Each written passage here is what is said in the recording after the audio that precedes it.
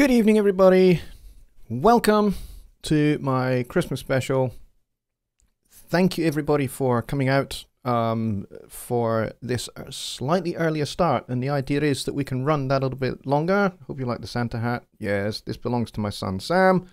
I appear to have it slightly skewer. There we go. Is that right? Yeah, it's not quite working. But there we go. And my son said, hey, it's your Christmas special show. You should wear my Santa hat. So I said, okay, I'll do it. How is everybody doing? Hope we are all doing well and have had good weeks. I've actually had a very, very, very busy one. I've had lots of Christmas shows to play and Christmas parties, corporate parties that I've had to play at as well. So I've been a busy guy. I've been bass playing, I've been singing, I've been piano playing, I even played a Hammond organ the other night. So I've been really, really busy. But yes, I'm on my Christmas break starting from the end of this show, which is going to be awesome. I'm looking forward to it. And yeah, it's going to be really good. And by the end of the show, folks, I will let you know when the next Sunday Night Live is going to be. Because I'm going to be taking a wee bit of time off for Christmas, as I say. And so, yeah, I don't want to kind of miss out on doing the Sunday Night Lives, but I know you guys are going to be on holiday time, and I'm going to be on holiday time. So we're all going to be on holiday time. So by the time we get to the end of the show, I will have decided when the next one's going to be. So yeah, so without further ado, let's see who is here. Gosh, we've got loads of people here already. Lots of people through the door early, which is amazing. Errol Balzer with the first question says, what is the chord structure in your intro Christmas song? It is oblique compared to the standard version. Yeah, it's kind of a jazz version, I guess. I just reharmonized it and kept exactly the same melody to Silent Night that everybody knows. Yeah, so that's what I did. And that was an arrangement that I did a long time ago for my band. And those were what you heard there were the mock-up parts that I put together for the band. So that we could play that particular song at one of the Christmas shows I did a couple of years ago. So it's a couple of years old now, that arrangement. But it was fun to do it, and when we actually performed it live, it sounded a lot better than that, because we realized when I did the mock-up for that, the tempo was actually too slow. So it does sound, as Mika very astutely pointed out, it does sound a little bit depressing. So yeah, when we actually played it, we played it a good bit faster than that, which made it actually a little bit harder to play over the chord changes, but it made it fun nonetheless. So yeah, that was a couple of years ago, and I was going to do an arrangement of Oh Holy Night this year, but I didn't manage to get it done. It's about 90% done. It's not finished. So, and I just ran out of time, frankly. But I'm gonna finish it off, and then I will present it next year. I know I'm giving myself kind of an extra year to do it, but I'm gonna finish it off and then put it to bed, and then next year I will bring it out. And it's essentially a big band arrangement of Oh Holy Night. So it should be really cool, and it's going to have again, it's a reharmonization, so I'm going to take the original melody and bring in some fresh chord changes and some fresh orchestration to it, and it should sound really cool. It is, as I say, about 90% finished, but I didn't really want to play it tonight because it's not at all close to how I want it to be. So yeah, so that's that. And Just Bob with a $20 donation. Wow, thank you very much. I appreciate that very, very much. That's very kind. And it will most definitely help, because money this Christmas is uber tight. Just because, you know, we've been hit for a lot of things just recently, a lot of bills that we didn't expect at all. So it's been a little bit, yeah, a little bit scary as to, you know, whether we're going to run out of money or not. So hopefully we won't, but you know how it is sometimes. Especially this time of year, everybody spends more than they intend for Christmas. So let's see, Ken was here very early. which is awesome. And I think you're still here, aren't you, Ken? Ken was talking about doing an orchestration of I think, which is awesome. That's a great song to do an arrangement of. So that's really cool. Let's see. Hopefully my audio is okay.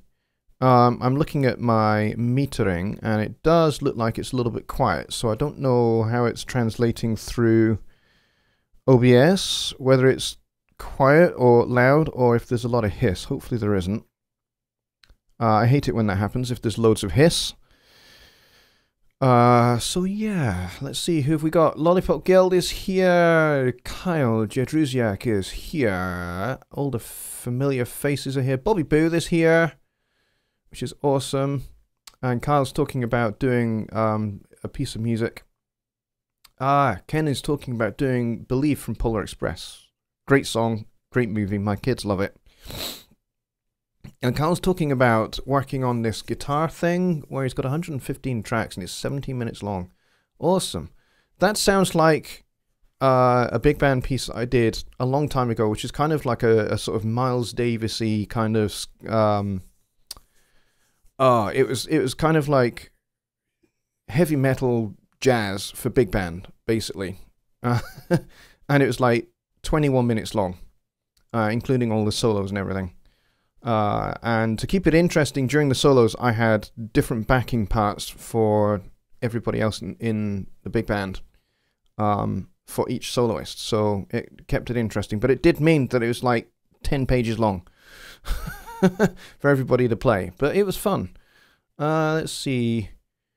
Trimming accident, unfortunately. Just Bob has had a beard trim. Awesome. Let's see. Oh, everything's just jumped dramatically. Carl says, for the group, for whatever holiday you celebrate, may it be filled with family and friends and lots of love. Yes, that's an excellent thing to say. Certainly for us, it's the first night of Hanukkah, so we celebrate Hanukkah, but we also celebrate Christmas, so it's awesome. 2 parties for the price of 1.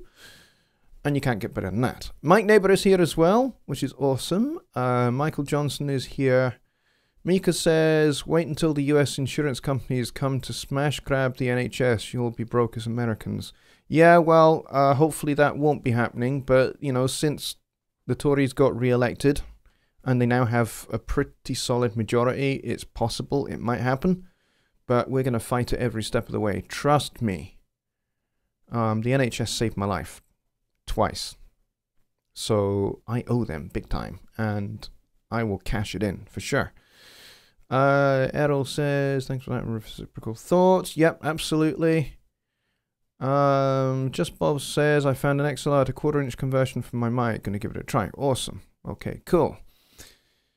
Sound is all good, says Carl. Excellent. That's what I like to hear. Yeah, I'm just looking at my metering and everything kind of seems to be a little bit on the low side. So I was just wondering how it's coming out at your end. I mean, according to OBS, it sounds good, but that can mean one thing, and it can mean totally something else. I could end up with lots of hits, but hopefully we haven't. All right, so it is the holiday season. It is Christmas. It is Hanukkah and all of that. So I had a little thought that we could talk about your favorite and least favorite Christmas, Hanukkah, and any other kind of holiday songs from this period of the year that you guys know. So, you know, ones that you like, ones that you don't like, and why. So why you like them, why you don't like them. And so when you're saying you like it, you know, don't just say, it's just nice. It's just a good song. You know, let's think a little bit more deeply than just, hey, it's a good song. Let's think about what is it that particularly grabs you and makes you think that this is a great Christmas song. Is it the lyrics? Is it the melody? Is it the chord changes? Is it that you like hearing a brass band play it as opposed to a rock band play it? Or, you know, let's think a little bit more deeply about our Christmas songs and why we like them or why we don't like them. Maybe you don't like it because the melody sucks or the lyrics are just really badly written. I mean, there are Christmas songs that are horrendous and you just wonder what they were smoking when they wrote that song. And they may have been smoking something, they may not have been, but there might have been something in the tea or something in the water at that time. Who knows? So, yeah, let's go with that. And that will keep our conversation going for at least a little while. And then, of course, I would like to finish the show. It's going to be extra long, this show, if you guys are up for it. If you're not up for it being extra long, extended up to like 2 hours long, then that's fine. We'll just end at an appropriate point. But I'm getting towards kind of what we've done on songwriting simplified shows with Jonny a few times, where I asked you guys to give me kind of a mood or something to try and kind of replicate on the piano. We can do that towards the end of the show as well. Just Bob says, Little Drummer Boy is great. This is because of how stripped down and honest it is with the lyrics. Yes, I like that as well. The interesting thing about that, if we're thinking about the same song, and I think we are, is that you have the pa-ra-pa-pum-pum refrain that keeps going round and round. It keeps coming at the end of every line. And that is a really cool little songwriting technique that is ancient. It goes back to a plain song from the Middle Ages. So we're talking, you know, the mid-1200s, early 1300s, where you'd have a line and then a line that keeps repeating at the end of it, almost like a call and response kind of thing. And I think it's really great because it builds up the impression of this drummer boy. And you have that rhythm going all the way through. And also the fact that the tension builds up. I mean, certainly the way we've done it whenever I've done an arrangement of it, every verse goes up a semitone.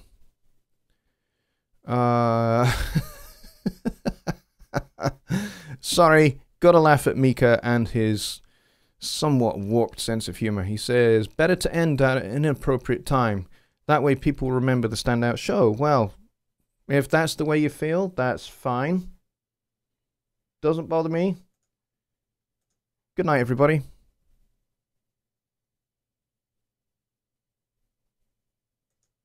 I'm kidding.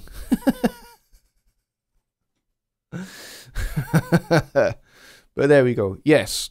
Okay, Bob and I are talking about the same song. Yes, it's a fantastic little song. Really, really well written. And the use of that constantly repeating line to kind of develop the story is a very cool little songwriting device, which, by the way, I heartily recommend as a little songwriting device to tell a story, kind of with a constant line that keeps coming back all the time. Let's see. Kyle says, Christmas rapping by the waitresses tells a good story, good beat, really upbeat sound. Cool. Okay, Ken says, always liked Christmas Time Is Here from Charlie Brown Christmas. Love jazz and the descending chromatic minor chords in that song are beautiful. Yes, I would agree with that one as well. I like that one too for the same reasons. I like the chord changes in that song. It's it's a good fun song to play, actually. I've heard a good few arrangements of that song. I think Quincy Jones did an arrangement of it a long time ago. So yes, so those two are songs I really like.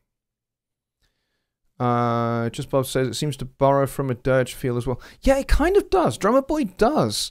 I think the thinking behind it is to kind of build an atmosphere of maybe pipes and drums. So, you know, bagpipes, drums, so you get that kind of droning feel that goes with it as well. And then by shifting it up a semitone with each verse, you increase the tension in the story, and you kind of shift things on quite a bit.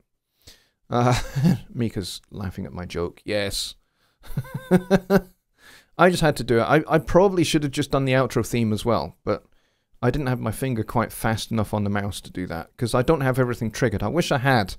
I wish I had everything set up on my Studio Live mixer so I could just like push up a fader and the theme tune comes on. But yeah, I'm not a radio host and I'm not a radio show. I don't know how to do any of that. So there's probably broadcast software out there that I could do that with. and have that interface with YouTube. But that would be expense, which I don't have. I don't have money for that kind of thing.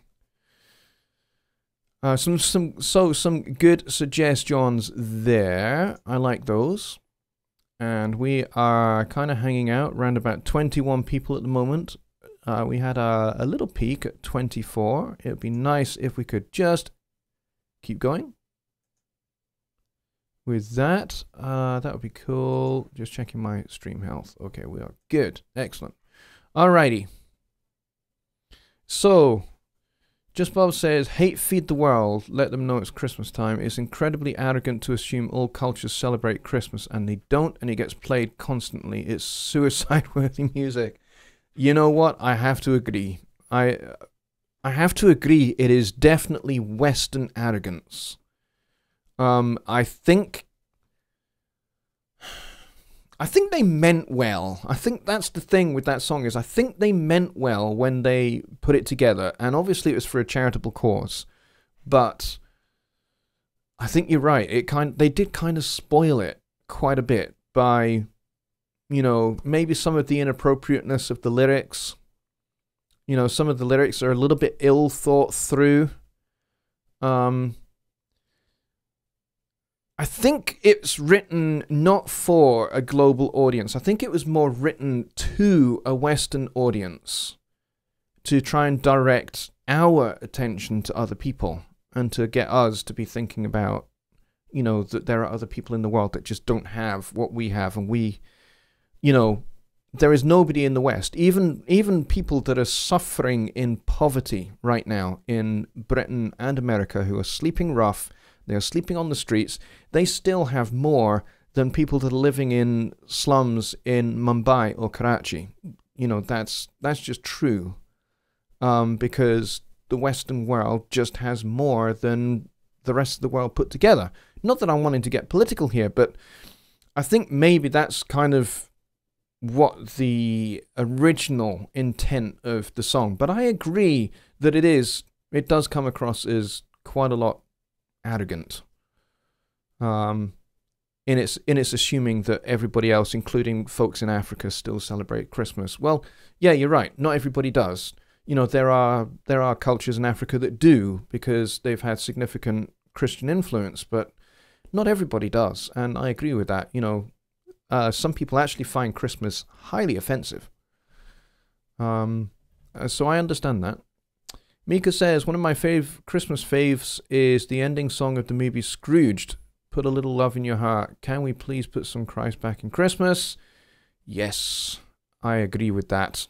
Not that I'm wanting to, you know, for this show to be religious. It isn't. I am a Christian. Mika knows that. But, you know, that's not the point of my Sunday Night Live show.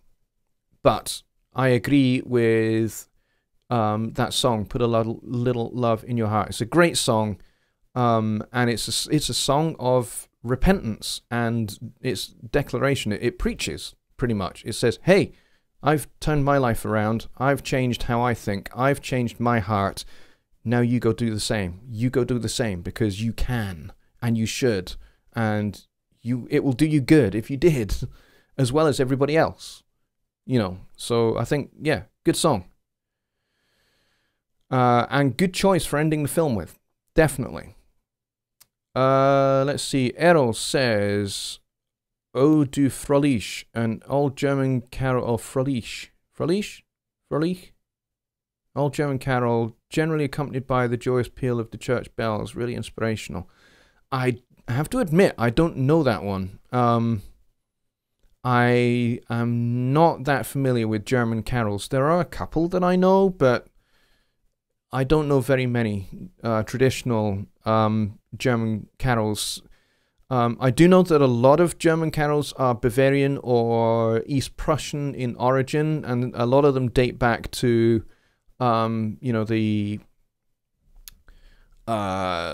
Franco-Prussian Wars and that period. So you're talking like the 1800s and, you know, the kind of 1818 to 1840, that kind of period. And a lot of those carols were written around that time. Some were written during the First World War. Some of the most beautiful German hymns were written during the First World War. But yes, Ode du Fröhlich, never heard of it, but I'm sure it's a beautiful song.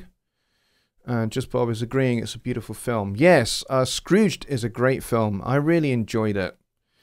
And it's not too schmaltzy. You know, the story itself, you know, the Dickens story is great. And it's hard to retell it in a way that's authentic, I think. Without it being, you know, overdone with schmaltz and yuck. You know what I mean? You know what I mean by yuck?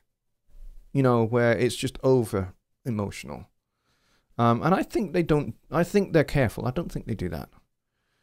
So keep them coming, folks. So we've talked about songs that Just Bob, with the first song that he doesn't like and why he doesn't like it. And yes, from the lyric point of view, I like that. Good point.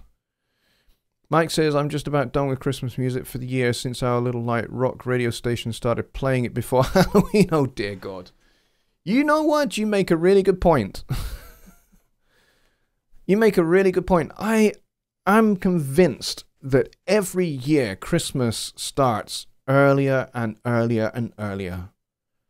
And I wouldn't be surprised now if, you know, we get to the end of summertime, we get to like August, middle of August, and here in Scotland, schools go back in kind of like the middle back end of August. All the kids go back to school, they start the next academic year. I wouldn't be surprised if at that point they start, you know, the stores start getting all of their Christmas stuff out again and start playing their Christmas playlists.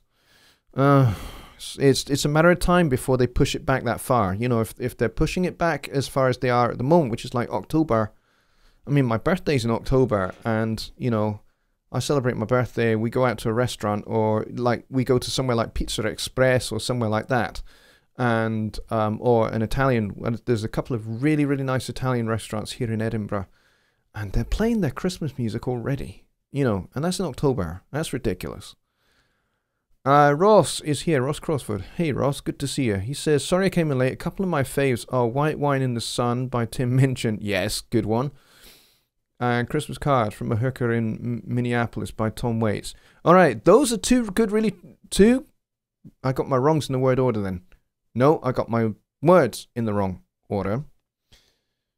Those are two really good choices, Ross. I would love to hear why those are your favorites.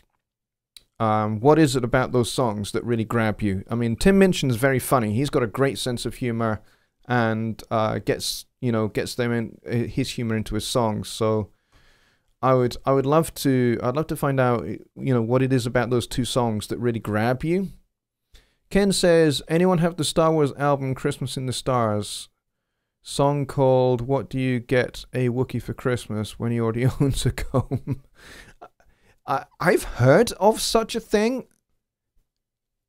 Did that come out with the original series back in the 70s, Ken?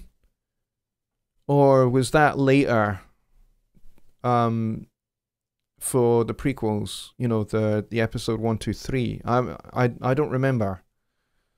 But that would be hilarious. If somebody has that, that would be amazing. And if somebody knows where you can get hold of the MP3, that would be pretty cool as well. I could maybe get one of the MP3s, and yes, we'd get demonetized, but maybe I'd play like 5 seconds of it and, you know, chance our arm and see if we get demonetized. Kyle says local Target had a wall of bikinis already set up. You're kidding? That's ridiculous. I mean, it depends where you are. I mean, if you're in somewhere like Australia, then you know, it's going to be gloriously hot and sunny, and you're going to have your turkey on the beach. I mean, in Australia at the moment, this particular Christmas, there are wildfires blazing throughout New South Wales and the Sydney area. The last I heard, Sydney was about to get cut off. All the roads leading in and out of the city cut off by the wall of fire. And I know that a lot of people have lost their homes. You know, they've had their homes completely destroyed by the wildfires. So, you know, personally, for me right now, I mean, I have family in Australia, and some of them are actually in Sydney, and so my thoughts are definitely with them at this time of the year at the moment, because of how ridiculous it is there at the moment. Let's see. Thomas says in Philippines they start Christmas in September. Oh dear God, really? That's crazy. Just Bo says the Ramones, Merry Christmas, I Don't Want to Fight Tonight is great too. Brutally honest about what usually happens when extended family gets together. That's true. Quite often, extended family, when they get together, they drink too much and they can end up, having a blazing row, and, maybe some of the relatives just storm out and they're not seen again for the rest of the year. I like brutally honest Christmas songs. But, not the kind of songs that are so brutally honest that they make you want to go and, set fire to yourself or, anything else like that, But honest songs are good. Ken says, not sure when it's published, but in the credits on the back cover is John Bon Jovi, spelled like that. Oh, really? Okay. I wonder if he had to go by a pseudonym for contract reasons. That does happen. Ross says, what really grabs me about those two songs in having the message of Christmas without all the schmaltz. Yes. I am not into schmaltz and over sentimentalizing Christmas. I'm not into all the sugar and and unfortunately a lot of arrangements that you hear of carols like let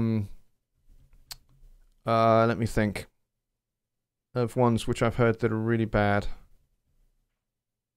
Chestnuts roasting over an open fire, that one, and I'm not talking about the necessarily the classic one that Nat King Cole recorded, and he recorded it absolutely beautifully, and the arrangement was mostly okay. The string arrangement sucks on that song; it's awful, but Nat King Cole's performance is just beautiful. And I think it might even be Oscar Peterson on piano on that recording as well. And he plays some very, very beautiful things. Mika says Christmas commercials and TV shows and movies all get made the spring and summer before. By the time the project is done in time for Christmas, you're sick of Christmas. Yeah, I've been there. I have been there. About 2, maybe 3 years ago, I actually wrote a Christmas show with a friend of mine. We did our own version of the Nativity, but we gave it like a rock and roll sort of rhythm and blues kind of thing to it, and it was kind of like a Blues Brothers Christmas kind of thing that we did. Blues Brothers Nativity kind of thing that we did. And it was hilarious fun. But we started writing that in March. And then we started rehearsing it in June. And that summer that we did it, that we were rehearsing it, it was like 32 degrees Celsius outside and glorious sunshine. And we were inside singing, Blues Brothers influenced carols and Christmas music, and it was just bizarre. It was ridiculous. And then by the time we were ready for the show, and we opened the week before Christmas, and we played 2 nights. So we played a Friday night show, then we played a Saturday matinee, and then we played the Sunday night show. We were absolutely fed up to the back teeth of it. And then, of course, after we'd finished the show, we wrapped on the Saturday night. We went off to the pub to kind of celebrate, how well the show had gone. And it'd gone really well. It sold out, and everybody had performed outstandingly. It was great fun, and we totally Totally enjoyed it. We went to a pub, and they had this gorgeous open log fire and beautifully decorated Christmas tree and decorations everywhere. And they were playing, you know, the what was the record? What was it called? It was like a compilation record of Christmas songs. I can't remember what it's called. That had been made a few years back, and it had like "War Is Over" and all of that on there, and it had all of those kind of Christmas classic songs on, and they're blasting that at full volume, and we were just like, "Great! Do we really want to be here after all that?" It was, yeah. Just Bob says Star Wars Christmas album came out in November of 1980. Well, there you go. So I will do a little digging and see if I can find an MP3 of one of the songs. And that could be quite fun to kind of to play that. Michael Johnson is here. He says, in sync licensing, most Christmas music is made exactly 6 to 8 months ahead of time. Yeah, you kind of have to. You kind of have to. The Christmas show that I have been involved in just recently, we started rehearsing at the beginning of September, actually.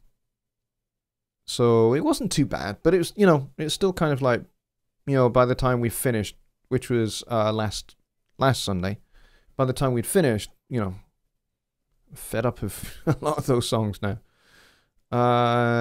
Mike has posted a link to the song Ken was talking about. Cool. It's rather annoying. Paul Lucas is here. Hey, Paul. He says, how about one of the worst? Happy Christmas. Only Yoko Ono could ruin a John Lennon and Christmas song all at once. Yeah, that lady has talent. Sort of. Ken says, bought that album at the New York Record Collectors Convention one year. That's hilarious. So Mike says, I used to have it. My mum got it for Christmas for me one year as a joke. I think it was Christmas of 1980, and you didn't keep it. Yeah, I don't blame you. Ken says there's also a Beatles cover band that does the lyrics of Christmas carols to the music of Beatles songs, and you wouldn't believe how closely they match up. Wow, that's pretty cool. Personally, I would like to do Christmas carols to the music of Tower of Power or James Brown. That could be quite good. A little bit of Christmas funk, why not? So we have 23 people here already, which is awesome. Very pleased to have everybody here. Now, I have one cup of tea here, which I'm hoping will last out the whole duration of the show, but I may need to take a small break to go and refill at some point. So I hope you won't mind me doing that when I do, and I'll put some music on and let you kind of talk amongst yourselves whilst I go and do that in a wee while. Michael says, my favourite is Grandma Got Run Over by a Reindeer. That's a classic. Reminds me of a song we have here in Edinburgh where I forget what it's called, but some of the lyrics are, you can't push your granny off a bus. It's hilarious. It's a very funny song. Ross says, you know you can sing War Pigs to the music of Deck the Halls. Yes, I did know that. I did know that.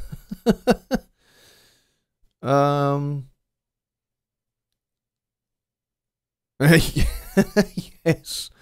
Yes, Bob, you are quite correct. What do you get at Wookiee for Christmas is irritating. It's very irritating. Yes, kids, you know what? Kids even like stuff like that, even when it is irritating. Mika says, non-linear music is enjoyed by much of the world. Yoko's is rather conservative and structured within the spectrum of non-linear music. Yeah. I'm not a big fan of Yoko at all, really. To be really honest.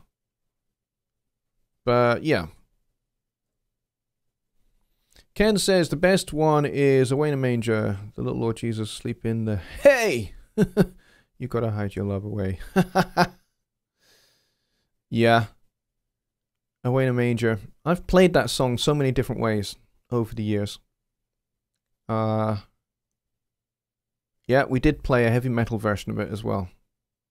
And no, I did not do the screamo vocals. Another friend of mine he's from Glasgow. And he has the heaviest Scottish accent you've ever heard. It's a lot heavier than mine. And he did all the screamo Away in a Manger vocal with this gloriously rich, heavy Glasgow accent. It was hilarious. I was playing drums. I'm not a heavy metal player at all. I'm a jazz guy, really. But there was me playing heavy metal on my drum set, playing a heavy rock beat and trying so hard not to laugh because he just totally got into screaming Away in a Manger. It was so funny. Michael says, I've been unable to listen to a single song all the way through that Yoko has done. Yeah, I think I probably last about 9 seconds at the most. And then I'm just like, I can't do this. Paul says, my favorite is Queen, Thank God It's Christmas. That is a good choice. Could you kind of elaborate on that a little bit? What is it about that song that that really grabs you in a positive way? What is it about that makes you really, really like it? Is it the lyrics? Is it the melody? Is it the chord changes? Is it the production? What is it about that song that really grabs you? Just Bob says, Twisted Sister's Christmas album is stellar. Yep, I agree with that. And all proceeds went to an autism charity. That's correct. They are very passionate about raising funds for autism, amongst other things. But yeah, autism is one of their big things that they endorse, which is very, very cool. I'm very, very glad that they fundraise for autism and autism awareness. Being that I am autistic, it's very much appreciated. Dwayne is here. Good to see you. He says, happy holidays, all y'all. All y'all? All y'all? All y'all? Man, I can't even say that without thinking of Jackie Chan.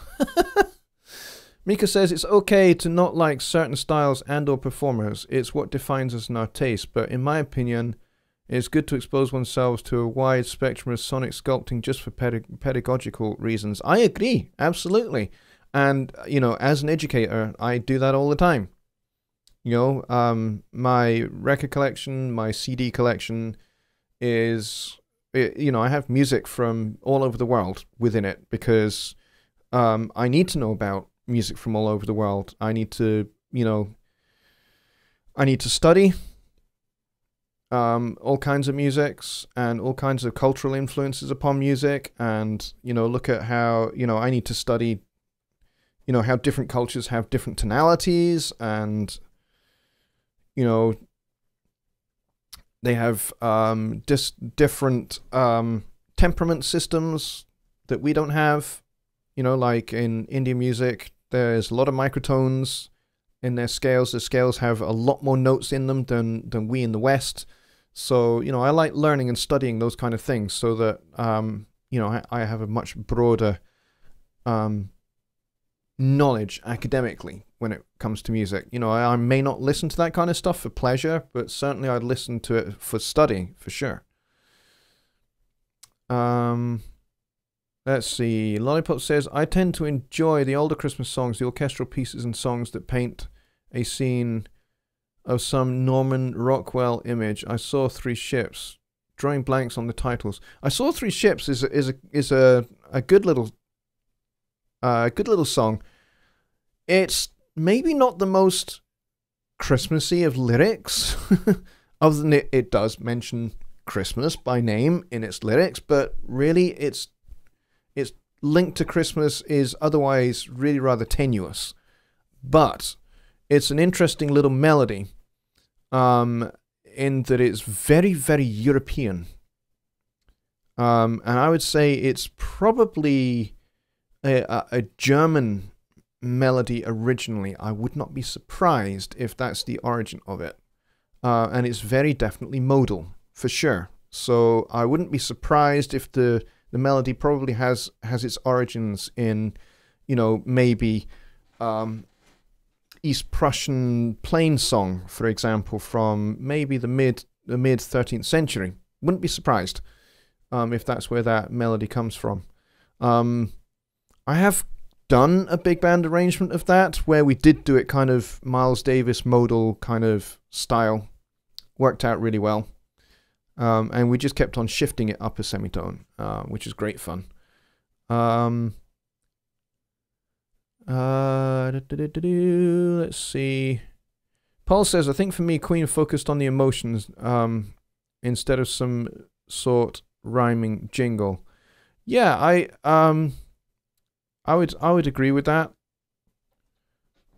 Let's see. Mike says, I can't stand rap / hip hop. I've tried, I hate it. I'd rather listen to Yoko sing anything out there than hip hop. Yeah. I think we all have our limits as to what we can expose ourselves to. Certainly for, you know, for research purposes, I have to expose myself to things like hip hop and rap and, you know, screamo, ultra dark death metal. I have to listen to that kind of stuff because, you know, kids that I teach, young adults that I teach, are into that kind of thing, and that's what they want to produce. That's the kind of music they want to produce, and they want to know how you get that, how you get, you know, those extreme sounds. And so, you know, I have to learn how to do that. I have to learn how to mix that kind of music. I may never mix a death metal record ever, but I need to know how it's done, so that, you know, some of the people that I teach can learn how to mix death metal because that's what they're into. It doesn't mean I have to like it. I have to take my own personal feelings, my own personal interests out of the equation and be kind of scientific about it in that respect. Lollipop says, I wouldn't have guessed it's that old. Well, yeah, it kind of, to me, to my ears, it kind of sounds like it has that kind of origin, just in the way the melody's put together, and the fact that you have the, you know, it's got a very kind of 6/8 feel to it, but it's got, you know,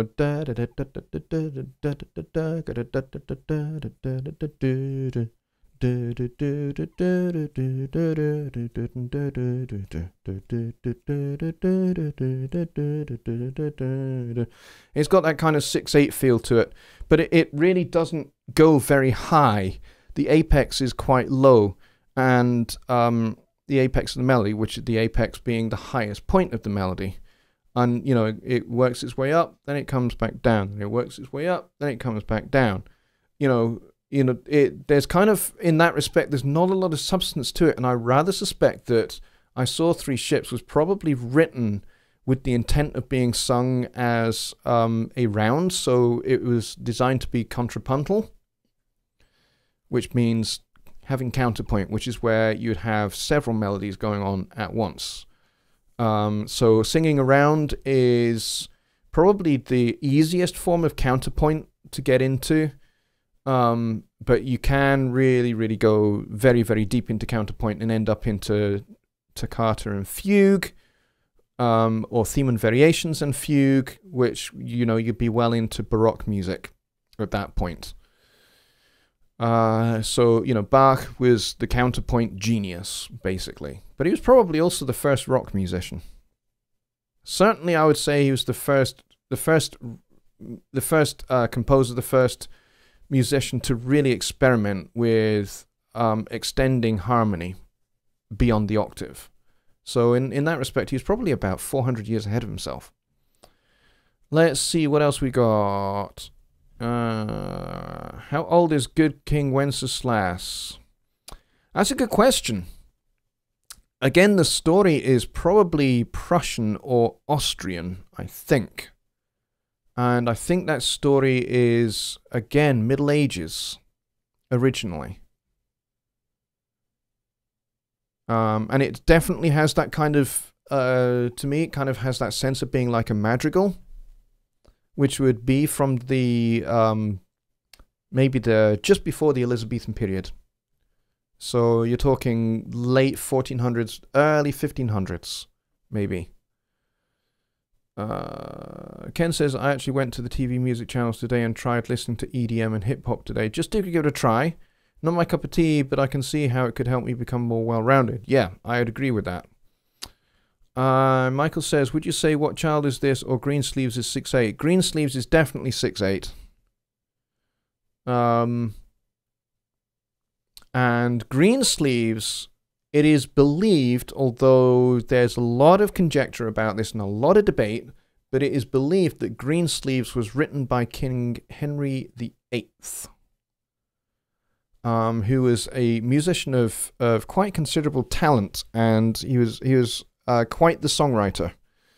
Was what he was, what he was into in his spare time. He played lute extremely well. He was one of the great lute players in England at that time.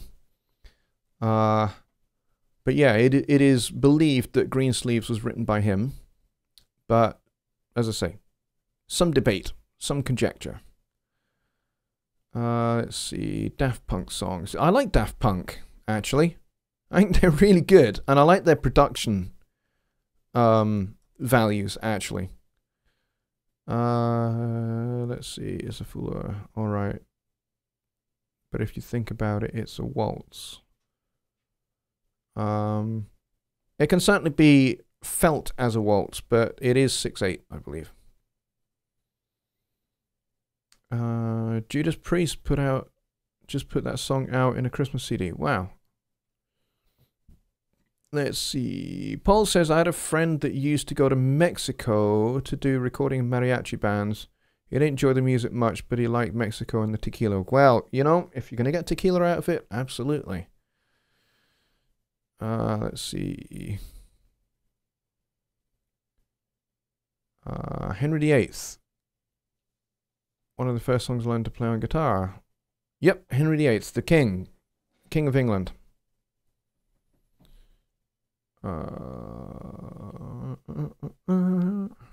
Greensleeves was before What Child?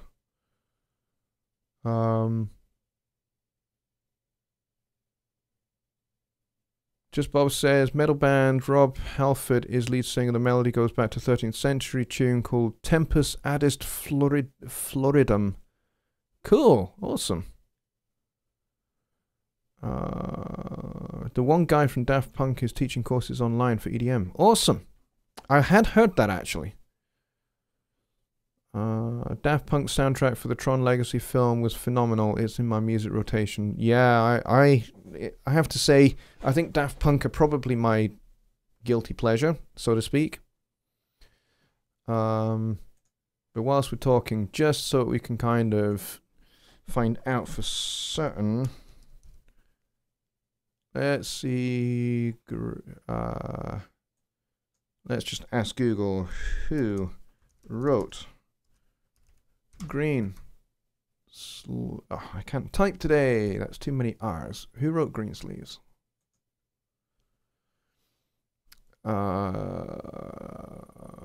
Let's see.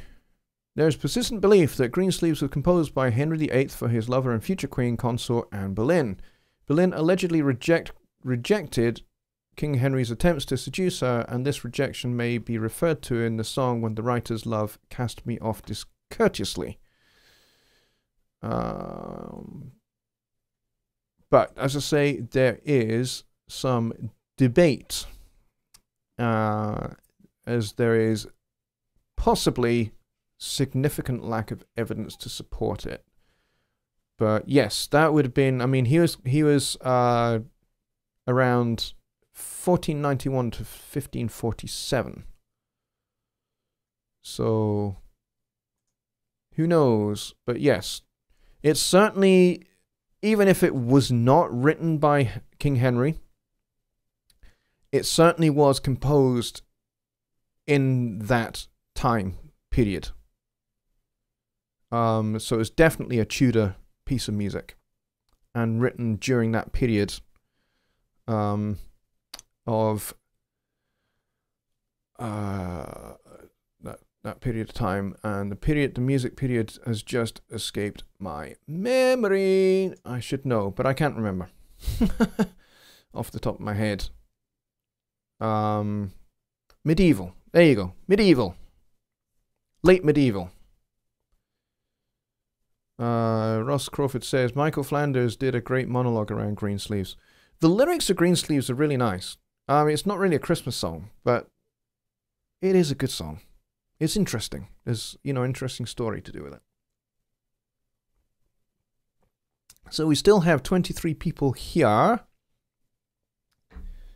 And so far we only have the one donation of $20. Thank you very much. Who was that? That was Just Bob. Thank you. Appreciate that very much. Just for giggles, does anyone know what the acronym TRON means? I don't, actually. I'm sure somebody will put in the chat what they think on that one. I have no idea.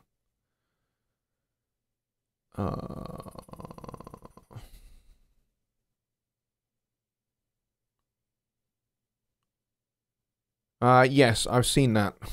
I've seen that, Martin. Yes, couldn't comment on it for obvious reasons, but yes, I have seen it. King Henry was a very, very naughty boy. So naughty and so arrogant was he that he pretty much caused a massive split in the church at the time, which created the Protestant church, separated from the Catholic Church. And he did it all because he couldn't get a divorce. And he's just like, well, okay, I will declare myself head of the church, and therefore I will give myself my own divorce. I mean, how arrogant can you be? But there we go. But that's what happens when you have, I guess, when you have 6 wives and you behead a few of them because they didn't give you what you wanted, so you just chop their heads off. I mean, he was a bit of a nutter, really. And it really is no surprise that he died of syphilis. But there we go. That's an entirely different story altogether. And not really Christmassy. So yes, any more songs, folks? Any more Christmas songs that you love to love or you love to hate, and why? It would be good. And then I'll give you some insight into what I like and what I don't like. Lollipop says, well, aren't kings told they're appointed by God to rule his kingdom? They certainly are, yes. Queens are as well. But it's basically because of Henry VIII and therefore the formation of the Anglican Communion, otherwise known as the Church of England, of which the Church of Scotland and the Church of Ireland and the Church of Wales are a part, and the Episcopal and Presbyterian churches also are part of in the United States and in Canada as well. Because of all of that, Queen Elizabeth, the current monarch of Great Britain and the Commonwealth, is head of the Church of England. And she is, as every other monarch that follows her will be, they will have the title Defender of the Faith for that reason. And Paul with the $10 donation, thank you very much. Little fanfare. There you go. For $10, thank you so much. I appreciate that. That's very kind, and all of that money will, as Paul says, have yourself a Christmas pint. I most certainly will do that for sure. Lollipop says, love the look on your face. Hope that won't cause you trouble. I think if I were told I were chosen by God to rule his kingdom from childhood, I'd probably be a tyrant too. Yeah. Yeah, well, you know, thing is, our current queen, Elizabeth, She is told that, but she's not really a tyrant at all. You know, to be honest, a good 80% of her powers are delegated to Parliament. So Parliament makes laws, they pass laws in her name, and then she gives them royal assent. And they cannot become law until they have her royal assent. But royal assent is pretty much by and largely assumed.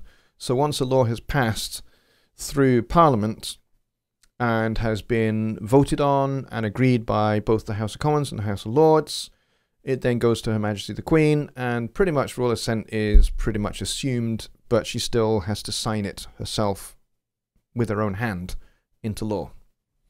And it doesn't become law until she does that. So she does have some power. She could not sign a particular law, but she never has. She could also at any time revoke the power and authority of Parliament, but she never has, and she probably never will. And she can summarily dismiss a Prime Minister. And she could have done that with Boris Johnson when Johnson basically lied to her. Not that I'm going to get political, but you know, she does have some powers. But yeah, I can see certainly in the period of Henry VIII, when the monarch had a lot more power, because there was really no, you know, there was no Parliament back then. So essentially, the monarch could, with his advisors, his or her advisors, could, you know, just say, hey, I'm going to make this law. And the advisors say, yes, this is a good idea. We should definitely do this. Or no, this is not a good idea. You probably shouldn't do this. But yeah, back then the monarch had a lot more power, of which most of it is delegated to Parliament now. She has prorogued the Canadian as well as the Brit Parliament. She is by definition a dictator. No, she's not a dictator. I don't agree with that at all in the slightest. A dictator dictates. A dictator would be somebody like Adolf Hitler, where they wield absolute authority and power. The Queen does not wield absolute power and authority at all. She doesn't. She has powers that she could wield, but she doesn't. So, as such, she is not a dictator. As she did with Gough Whitlam, our Governor General. Yes, she did. I remember that, yeah. But yeah, and anyway, we're not going to get political, because this is about Christmas.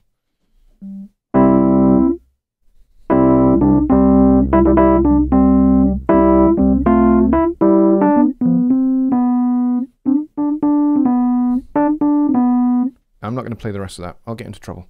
But yes, that I just played there is one song I hate with a passion. And there are two reasons why I hate that song with a passion. And in case you weren't aware of what it is, it's Cliff Richard's Mistletoe and Wine. And I loathe it, detest it with a passion. And there are two reasons why I hate that song. Firstly, the lyrics are just awful. It's just really badly written. And then, you know, the melody is really sloppy. So, no, I don't like it. For those two reasons, I don't like Christmas time, mistletoe and rhyme. What an awful song. Let's see. I like she can still overrule Parliament if she chose. Yeah, she could, but she doesn't. She has never done it, and not even her father before her did it. So I don't think any successive monarch ever would either. Let's see. Does anyone go Christmas caroling anymore? We sang so many carols as kids. That's true, actually. Does anybody do that anymore? I don't know. I don't think we do here. I don't think I have ever been caroling since I was maybe about 6 or 7 years old, I think. It's just not something we do anymore. I don't think. And certainly, you know, You don't get like groups of folk together in your neighborhood to form a little impromptu choir that go around and knock on doors and sing carols. That doesn't really happen anymore. It used to be a really big tradition, but it's not so much anymore. I've not seen it happen in a long time. Maybe 20 years, maybe more, since I've last seen it happen. So you say you don't like the song? Yes, I am saying I don't like the song, Martin.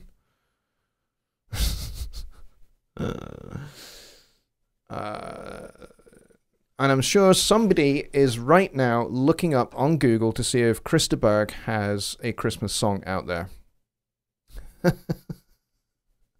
Because yes, I will de facto hate it. Maybe too dangerous to do anymore. Yeah, maybe. Certain parts of the world it probably is. If you sing badly, you could probably get shot. Here in Scotland, you won't get shot. You'll just get things thrown at you, probably. And you'll get sworn at. That's probably about as good as it goes. Just Bob says there's a group that's being organised in my hometown as we speak. Wow. Ken says, I'll be playing piano at my sister's house on Christmas Eve, so our family can have a big sing-along, but not house to house. Yeah, that kind of thing, I think, still is a bit of a tradition. Certainly in the United States, I know it's a tradition because when I've been there, it's definitely been a tradition. Here, yeah, maybe not so much, but you know, it does happen. If you happen to have a piano, why the heck not? I agree. I'm just not very good at playing Christmas carols. Certainly not with the correct chords. Let's see. Michael says I played some of those at the computer lab at Cumberland Science Museum, which changed names. Okay. Andy Arthur is here. He says, "Hey, my friend, Merry Christmas." Andy, good to see you, my dear friend. Hope you are doing well. Mike says, you never know whose door you're knocking on anymore. They could pull a gun on you. That's very true. Yeah, that is very true. And that's very Back to the Future episode 2, I have to say. Or is it episode 3? No, it's episode 2, isn't it? Where they end up in alternative 1985. They come back and they find themselves in alternative 1985 where everything is absolutely bonkers and crazy and shootings and the police owned by one private wealthy individual and all of that. Mika says the carolers can sing into security cameras these days. It's true. If you've got one of those wall, security doors, security gates in the wall, then yeah. Martin says, as a small child, we'd turn out the lights and leave on the Christmas tree lights and sing carols around the tree. That's how I learned all those traditional songs. Well, that's very cool. Ken says, I might get shot if they hear me sing. Yeah, I know how you feel. Certainly when I sing those kind of things. Just Bob has a brilliant little point there.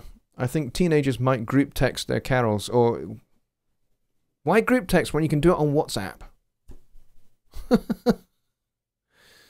Michael says, my friend and I used to go around the retirement homes and sing to them. That's a great thing to do, and I have done that. I played for a little while with a brass band, and we would go and we would play in some retirement homes, and you know, especially up here in Scotland, brass bands are universally loved.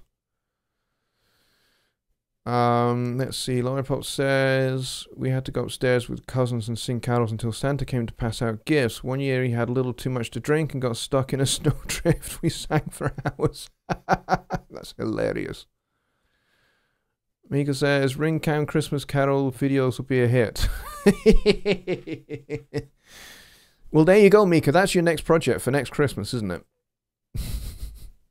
Paul says, I had a job where they played Michael Bolton's Christmas album non-stop looped. The second day I turned it off and threatened to go postal. I don't blame you at all. I really don't. I think Michael Bolton's Christmas record is... yeah, it's almost as bad as Krista Berg's one. Not Krista Berg's one. Cliff Richard's. Yeah, I'd say. Martin says, I would guess folks are now Skyping Christmas carols. Well, you can certainly do a group call on Skype, and you could you could sing carols to each other, but you couldn't sing together, unfortunately, on Skype because the latency is like 500 milliseconds. It's just not going to work.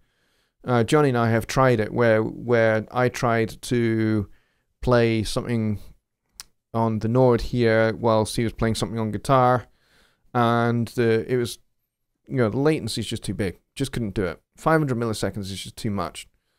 But hopefully, who knows? Maybe one day that latency will get smaller and it would be doable. That would be great if it was.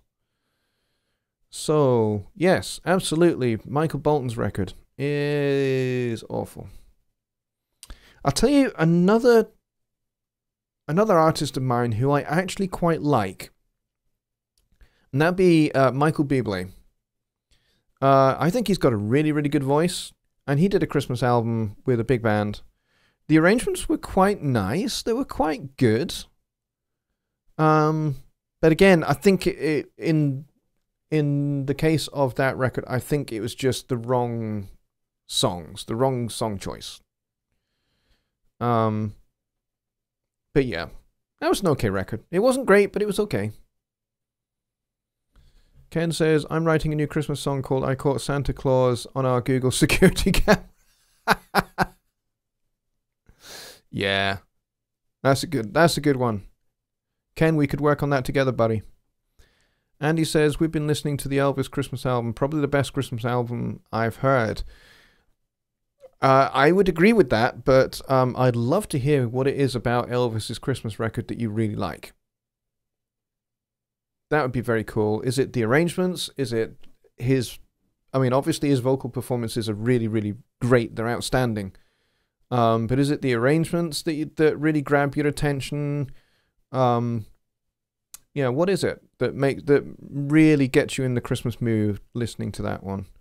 Rod Stewart did a pretty good one too. Yes, he did. I'm not personally a fan of Rod Stewart particularly, but Carl says to me, Michael Bublé is like white bread. He is to a lot of people. His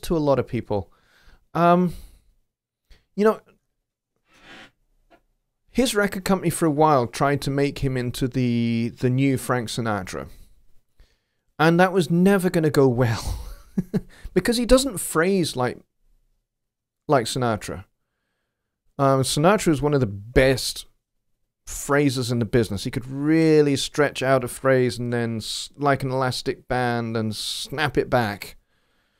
Michael Bublé is a little bit kind of stuck to the bar lines. For me, personally, he's quite a tight phraser.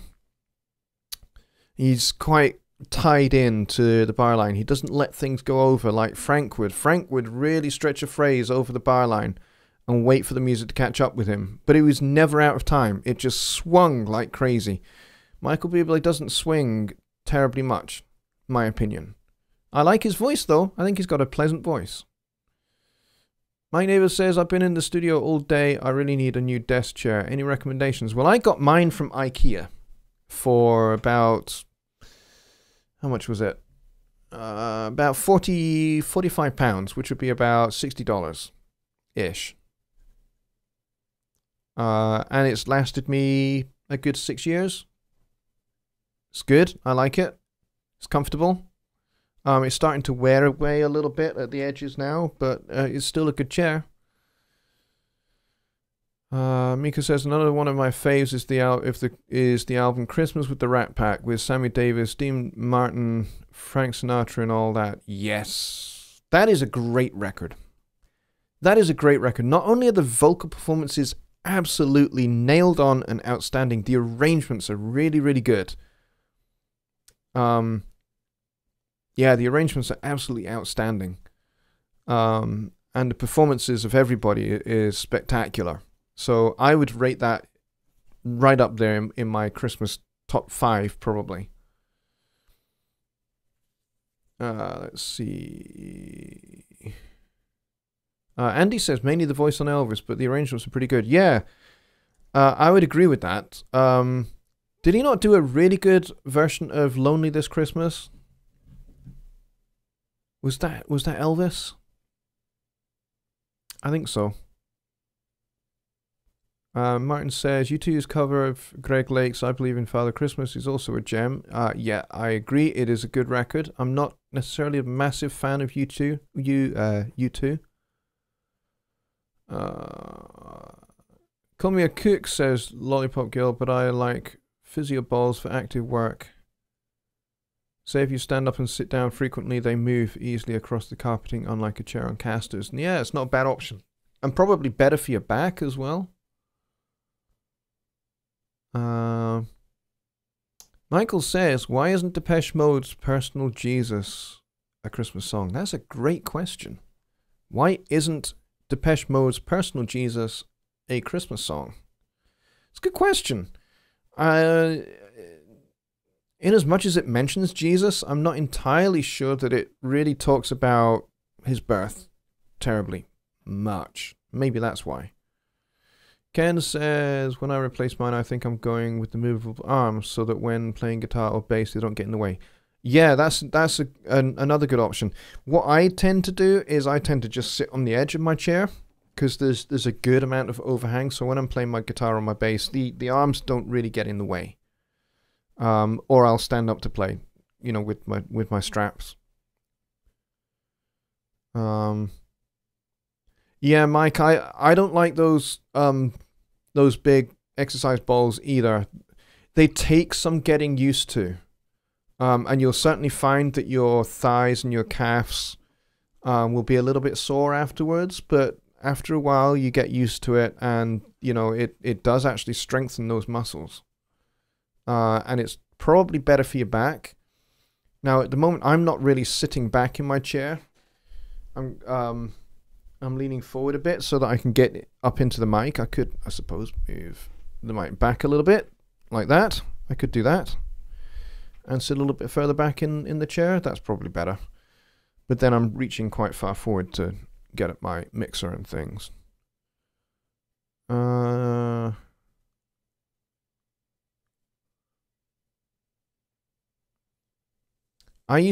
When I played drums, for a lot of years, I used just a regular drum stool. And I used to get really bad pain down my back, down here. Down kind of in the lower back area. And I did two things. First thing I did was I traded that drum stool in for one that had a back on it. So that I could lean back into the chair, and that forced me to actually sit a little bit more upright. And then the next thing I did was I lowered all my cymbals down about 6 to 9 inches so that basically my arms are not moving much above 10 degrees above horizontal. So that way everything is kind of at a nice horizontal plane, and I don't have to move very much. And I tell you, the impact that I had on my back was amazing. All that pain was just gone, and I could play a whole show without having to take pain relief. So yeah. Let's see. Mike is talking to Andy. Get an X chair. Heard they were good, and they are, but they are very expensive. Mike says they're about $1,000. Yes. Ross says, I had one of those kneeling seats for a while. Was okay, but knees do get a little sore after long sessions. Yeah. They work your deep internal abdominals, which don't get used often in our culture because of the chairs we use. They force you to sit upright, therefore training those deep supports. Yes. I agree with that. Most definitely. We got about 23 people in here at the moment. I think we peaked at 25 at one point, which is nice. We actually peaked at 26. We actually went over at 26, which is nice. That's very cool. Chris Beebe is here. Hello, good to see you. He says, just ran in to wish you all a happy Christmas and a peaceful new year. I'll be involved very soon. Chris, really good to see you, buddy. Thanks for coming. Appreciate it. Mika says, don't forget to move. Stand up and move at least once an hour for 5 to 10 minutes. I have a web chair for sitting and armless chairs for guitar, recording, and moving around is good for you. Yes, I absolutely agree with that. This this chair here, I sit in this and I set a timer. And I do this I find this not only good for keeping myself moving around, but I also find it good for mixing as well. So I set a timer for 15 minutes and I break my mixing session into 15-minute chunks. So when the timer runs out, I stop wherever I am in my mix and I get up and I walk out of the studio. And I'm out of the studio for 5 to 10 minutes and then I come back in and I reset the timer and I carry on. And that helps with ear fatigue as well as keeping myself, you know, from keeping circulation good and keeping myself moving, and because otherwise you can just get flabby just sitting. I could sit in this chair and not move for a whole day. You know, it's easily done. Just sitting here for like 8, 9, 10 hours. I could easily sit here and hardly move. But I think, you know, how easily you can lose perspective. Particularly on the work that you're doing, you can lose perspective.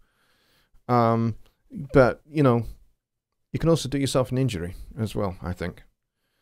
Kyle says the Bing Crosby and David Bowie duet. Love it for the multi-generational aspect. Absolutely. Crosby is an awesome songwriter, musician. Really, really great. I've seen him play with Snarky Puppy. I've seen him play with Steely Dan. I've seen him play with all sorts of people. He gets around and he loves working with young people. I think he had Michael League from Snarky Puppy producing his most recent record, I believe. And he still sounds great. I mean, he's an old guy, but he still sounds absolutely outstanding. Just Bob has got to go. Just found out my brother's wife passed away. Oh, wow. Need to find out what's going on. Wow. Oh, I'm really sorry to hear that, Bob. And we are all a family here, and we are all with you and standing with you. So, you know, whatever you need from us, support-wise, let us know, and you have it. We will, you know, consider us standing with you in solidarity and in prayer for your brother's family. So yeah, please do just go do what you need to do, and keep in touch, Bob. Okay, let me know what's going down and how I can help.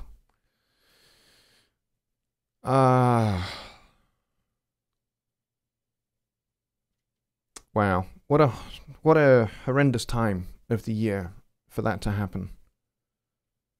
That's devastating. That's really devastating. How do we come back from that? With great difficulty, I think.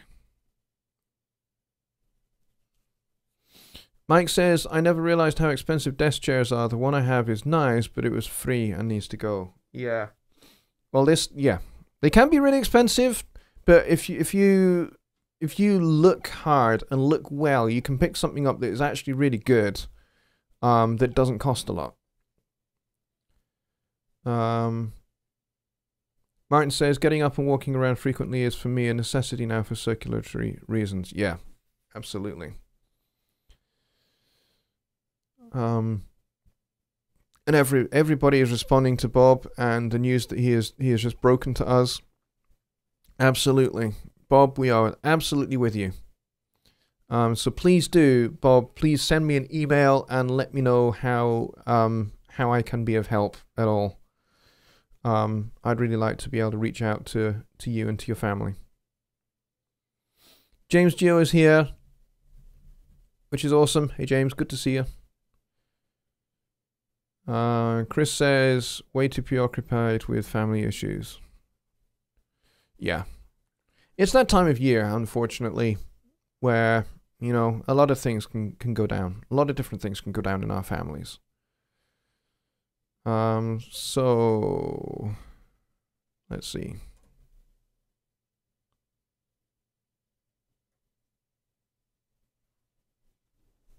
yeah, a lot of you are saying lots of lovely things to Bob. I appreciate that. Thank you, everybody, for rallying round Bob. I really appreciate that. That is extremely kind of you. Who was it who asked what my mic is? Chris says, what is the mic you're using? This is a Rode NT... What is it? Rode NT1A. That's what it is. Rode NT1A. For a long time, I used a Behringer C1, which is like one of their cheapest mics ever. And I have a Behringer B1, which is the next one up. It's a good mic. I also have a pair of NT5s, Rode NT5s, for recording in stereo. Like if I want to record acoustic guitars in stereo, then I just put them in an XY configuration. And they sound great on acoustic guitars and string instruments as well. I recorded cellos recently and recorded them in stereo. They just sound glorious. I also have another cheap condenser mic, which I think I showed you guys before on a show. It's a red mic. Doesn't sound very good. I think I even demoed it for you, but it doesn't sound very good. So yeah, I have a few mics now. All of them are condenser mics, apart from I do have an SM57 and an SM58. I've got a few different mics. I'd like to, in 2020, I'd like to pick up a ribbon mic. That'd be nice. I'd also really quite like a Shure SM7B, because they are really lovely sounding broadcast mics. Yes, Mike, I know I have a Rode NT1A. Yes, I couldn't remember whether it was the NT1 or the NT1A. Thank you, Mike. Appreciate that. That was Mike sending me a private message there. Second Tony is here. He says, happy everything. I like that. That is good. Happy everything.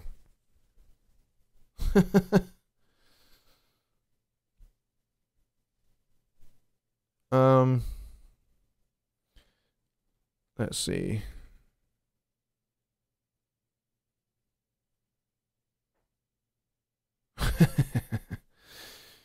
Paul says, I watched Eddie Kramer do a NAM demonstration. He stood up the entire time. It was more of a performance.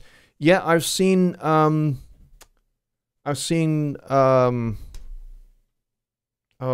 what's his name?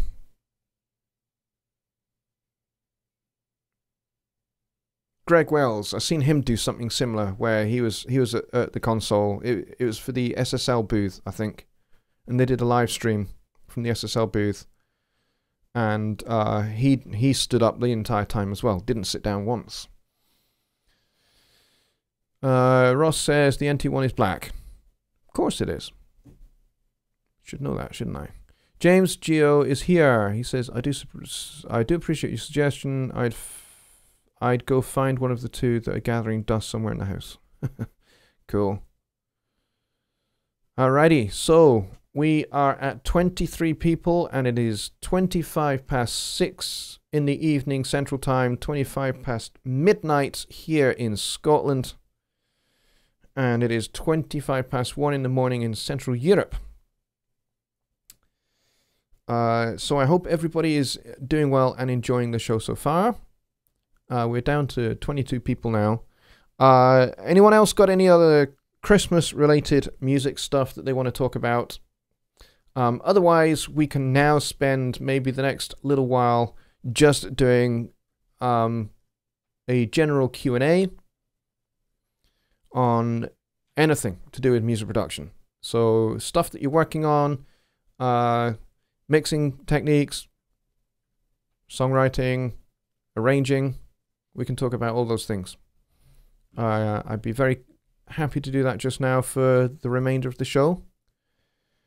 And in the meantime, I'm just going to take a swig of somewhat less than warm tea.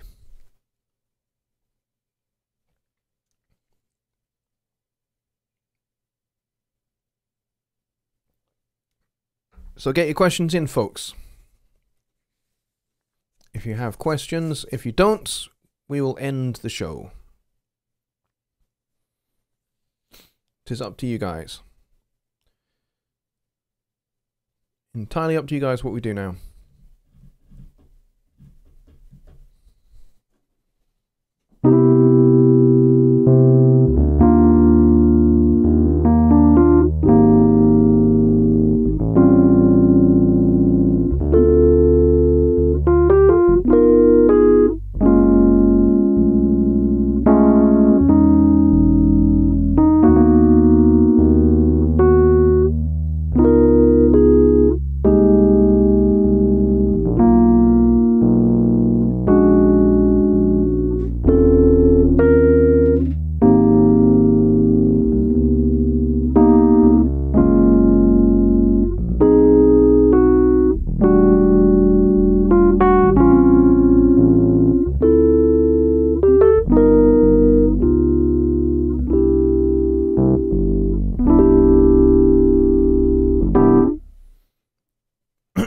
There you go.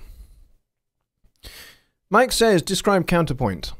Counterpoint, to put it very, very simply, is where you have multiple melodies being performed at the same time. So, if you were to sing a round, for example, somebody starts the melody, then somebody comes in a little bit later, but starts the same melody, and then the next person comes in a little bit after that, but starts the same melody. So everybody is starting the same melody, but a little bit after each other. And what that does is that creates unintended harmonies, for a start. Or it can be entirely intended harmonies if that's how you arrange it. But that is one form of counterpoint. There are lots of other forms of counterpoint. Probably the most extensive would be fugue. What is fugue? Fugue is a form invented in the Baroque period, so we're talking like the 1600s. And Bach, Johann Sebastian Bach, was probably the greatest ever exponent of the style. And this is where you have a melodic idea, and the melodic idea is passed through different, if it's written for an orchestra, then the melody would be passed through different sections, different instruments within the orchestra. And whilst that is happening, there are other counter melodies that are going along with it, and you would eventually end up with a very dense, very rich texture. For example, the 48 preludes and fugues, which were composed for organ, for church organ, only one person plays it, so you got 2 hands and 2 feet. And the melody, and then the second melody, and then you have the third melody, and then when the melody parts are finished, those parts that are no longer playing the melody will play what they call a free part, which is essentially a free harmony part that goes with the melody as it's being passed through. So that is one form of counterpoint. Handel's Messiah features quite a lot of counterpoint. If you listen to the Hallelujah chorus, the whole Hallelujah phrase gets dotted around between the sopranos, the altos, the tenors, and the bass, and then every now and then the line, "and he shall reign forever and ever," goes through everyone's parts. So the sopranos have it, the altos have it, the tenors, and then the basses have it, and in between, everybody is singing Hallelujah at different points. And that is counterpoint. So there you go.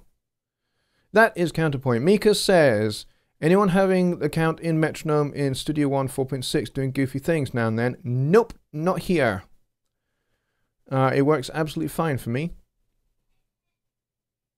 We could sing some Christmas carols. That's going to be a little bit tricky because you'll have to sing them in text in the chat.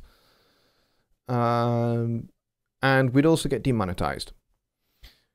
Mike says, or how would you modify an existing melody? There's lots of ways you can modify an existing melody. You can modify it chromatically, or you can modify it in terms of the harmony that goes on underneath the melody. So you can change the mood and the mode of the melody. So let's say you have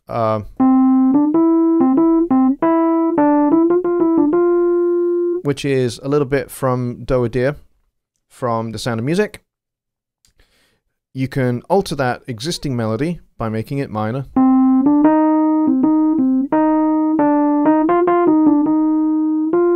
Oh, yeah.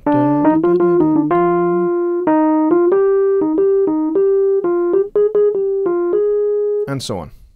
So you can make it minor. Related counterpoint question says, Ken, I saw a demo today where someone was playing a piano piece that was literally one voice note with right hand and one voice counterpart with left. What is that called? Well, that would be two-part counterpoint. Mika says built-in. Yes, the built-in metronome, I have no problem with it at all. Lollipop says, my metronome is currently not putting out any sound when I try to use it. You need to make sure that it is set up correctly and you've got the volume turned up and you've got the sounds selected. Not really a fugue, but no recognizable chords at all. Well, if you've got two-part counterpoint,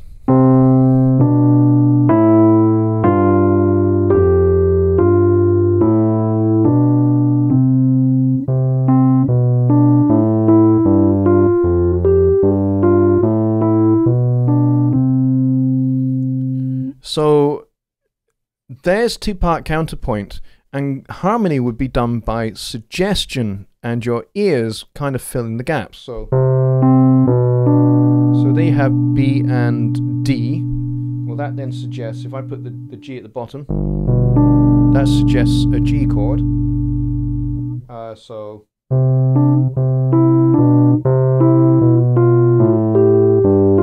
know, however you do it.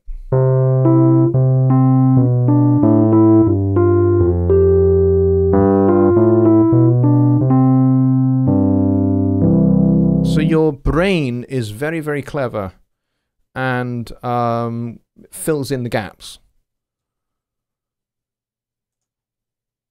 Because your brain is incredibly smart.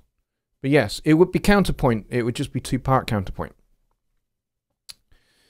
Let's see.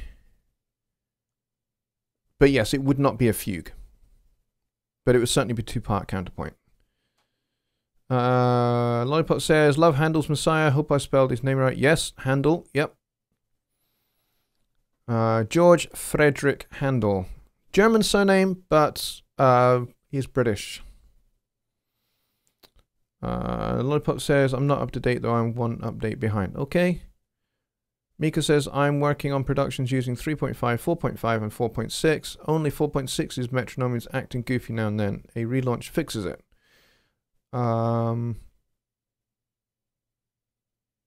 Let's go and have a check of that.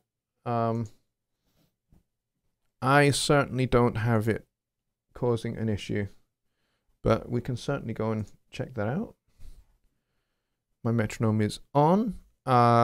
It was certainly working for me just the other day.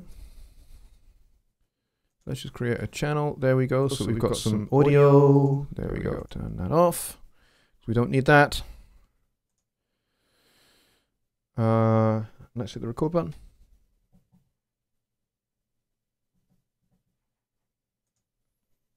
Let's delete that. Let's make sure our metronome is on. And let's go to metronome settings.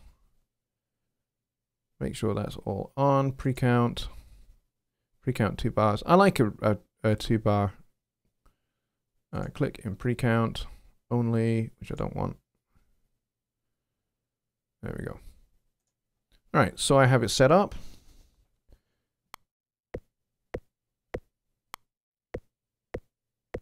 Jingle bells, jingle bells, jingle all the way.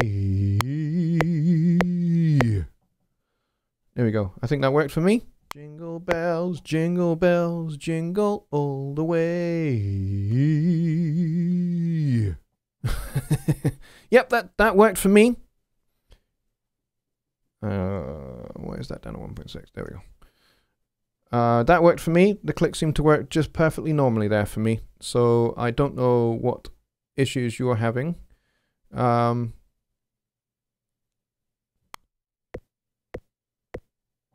Yep, works absolutely fine. Certainly for me anyway. But yeah, your mileage might possibly vary. Let's see. Mika says Mojave here, something about 4.6 installs messed with the sleep mode of my Mac too. Still trying to get that figured out. I don't use sleep mode. I have all of that sleep mode stuff turned off. Because when you go into sleep mode, it can park your USB devices. And I don't like doing that because then quite often your audio interface can become disconnected from Studio One and then you have to restart Studio One to get it back. That can be a right pain in the butt. Mika says, only the count-in. Yeah, well, I think as you heard there, the count-in worked absolutely fine. Ken said, I had some issues with recording MIDI, but I'm pretty sure it was my East-West template only taxing my CPU rather than a Studio One issue. Yeah, East-West definitely does tax your CPU. I have seen that a lot. I don't have it myself because I haven't really invested the money into it. Mostly because I don't do a lot of orchestral stuff. If you do a lot of orchestral stuff, then it is something very well worth getting involved with. But I don't do any real orchestral stuff a lot. Most of my stuff is synth-based, keyboard-based, or it's, live instruments-based. So I don't really have to do anything with that. So there you go. I hope that helps.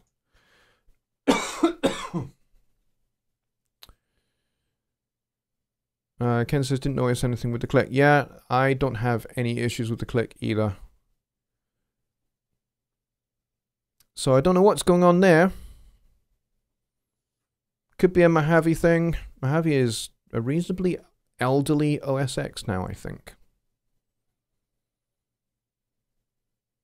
I think it's been out for a little while. Anyway, we are down to 19 people now, which is a little bit of a shame.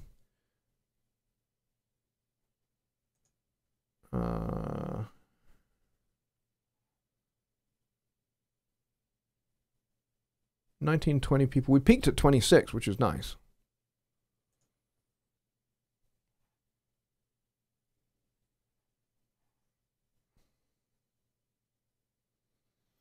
Which is very cool.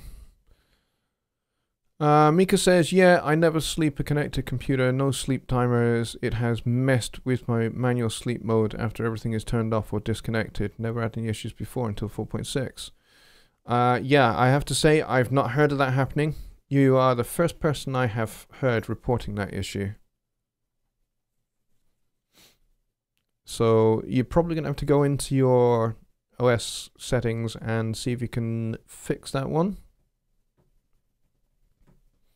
But yeah, 4.6 on PC did absolutely, it didn't do any. It installed like a dream. It was really very quick. The only thing I had to do was update Empire and my Fat Channel collection. That was all I had to do, and that was very straightforward. It took me about 2 minutes to do. We are at 20 minutes to 1 in the morning, 20 minutes to 7 Central Time, and 20 minutes to 2 in the morning in Central Europe.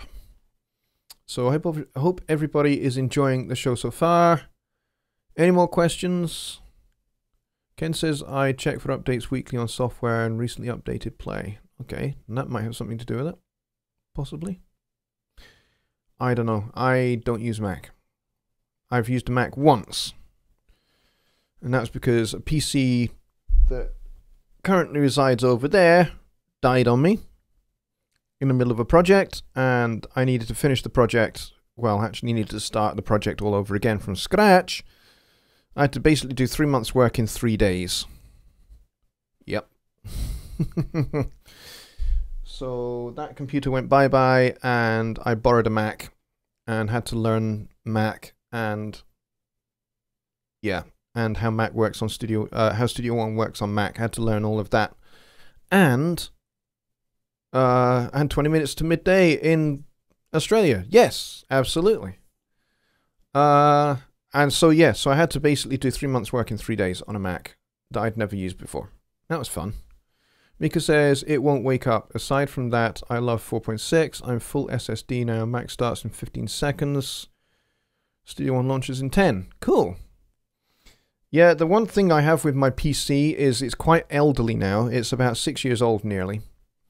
And it does take a little bit of time starting up now. I mean, that's with me cleaning out the start menu so that it doesn't start loads and loads of stuff. So it only starts the essential stuff. It still takes, yeah, probably about a minute and a half to start up. And then it's ready to go. And then I can just start Studio One. Studio One starts very, very quickly. But yeah, I'm not quite sure what the deal is with the sleep mode there, Mika, I have to say.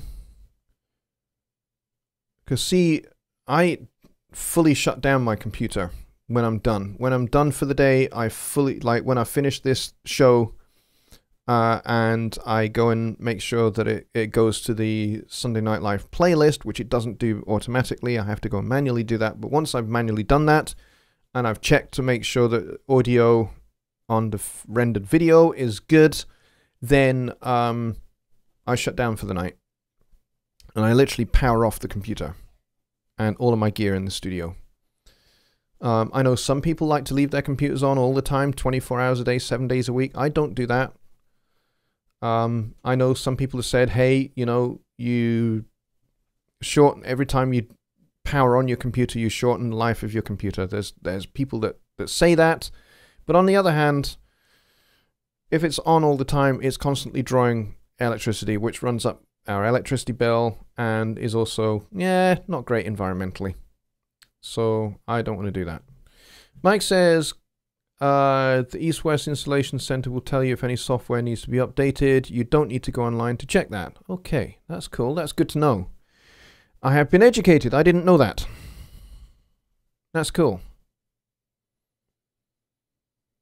Alrighty, so we've got about 15 minutes to go, folks. Any other questions? But that is an interesting one, Mika. I will follow up with my good friends at Persona's Tech Support and see what they know, see if they've encountered it before. If they have, then the development team in Hamburg in the new year will probably be onto it. If it's a genuine issue that a lot of people are experiencing. But yeah, you are so far as I know, the first person to report this one. So, but yeah, we'll check it out. Paul says that's what I do. I turn everything off. Yeah, I don't like to run up bills unnecessarily, and I don't like to waste electricity unnecessarily because I think that's bad environmentally. And I'm all for tackling climate change and all of that. Yeah, and Mike says I turn my whole system off when I'm not using it as well. Yeah, that's cool. Yeah, I think it's the best way to go. And okay, it might shorten the lifespan of the computer a little bit. I don't know that it has that huge, massive impact. I don't know. I'm not a computer expert, but I know somebody who is. I could always ask him. He'll probably tell me. But yes, I hope everybody has an exciting Christmas planned. We are going to my parents' place across the Firth of Forth. If you look on the map of Scotland, and you look at where Edinburgh is, and there's basically a massive inlet river called the Firth of Forth. And there are about 3 bridges over it nowadays. And we'll be crossing over one of the bridges tomorrow to go to my parents' place over in a part of Scotland known as the Kingdom of Fife. There is a very long story as to why it is a kingdom. It doesn't have a monarch, okay? It's not like the United Kingdom or anything like that. It's a little bit complicated and dates back to probably the 9th century. But anyway, that's where we're going, and we're hanging out with my parents there for Christmas. Should be good. Looking forward to it. Lollipop Girl says lightning wrist too. Yes, absolutely. Ken says, anyone use smart plugs in the studio to turn on and off stuff? I don't know. I don't actually. I basically turn everything on one by one. And I'm in a routine of it now. It takes me hardly any time. Mika says, I'm going through all my plugins and libraries, possibly some conflict. That's a possibility. It's always, you know, good to rule that out at least.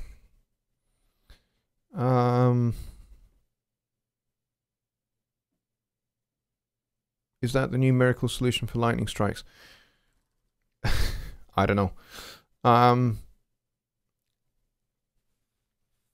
I think depending upon how your electricity works in whatever country that you're in, lightning may be more damaging than it is in other countries. In other countries, you know, a lightning strike on your house, depending on the electrical system and the way the electrical system is managed, and a lightning strike might not be too damaging.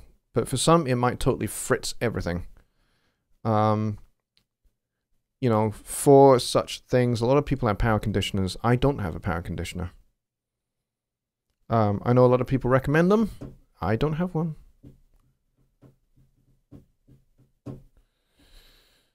Mike says, I'm going to try my exercise ball again over 2 months of regular exercise. Is really helping my core muscles. We'll see what happens. That's a great idea, Mike. And I'm really pleased, mate. I have to say, saying this publicly now, but I'm really, really pleased that you've been going to the gym regularly and working out. That's awesome. I'm super impressed. It's a really great thing to do, and I hope going into 2020, I hope you keep it going. And that it just becomes a part of you, it becomes a part of who you are, becomes a part of your life, how you work. Mika says, most rural homes in the US and UK have two-phase AC coming into the home. That is correct. But even actually in cities, towns and cities in the UK, we have AC. We don't have direct current, we have alternating current.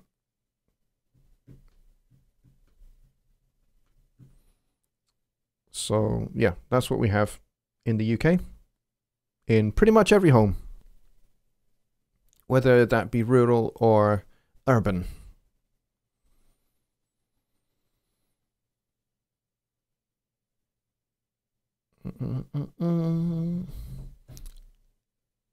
Alrighty, we got 10 minutes left, folks. I'll take the last couple of questions and then we will wrap the show.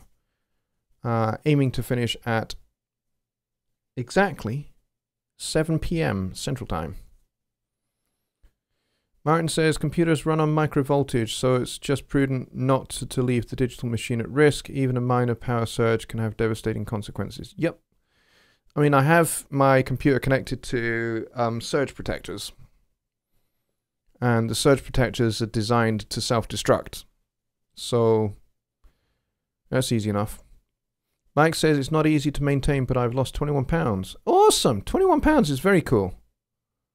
Between exercise and a radical change in diet. Well, that's fantastic. I hope you know, the whole thing just becomes a part of you, a part of your routine, a part of the way you live. And I think you'll feel a lot better for it as well.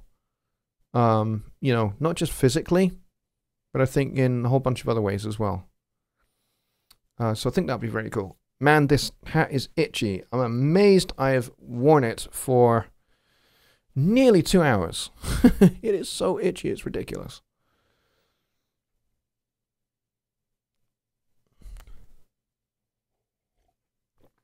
Hey, Rick is here.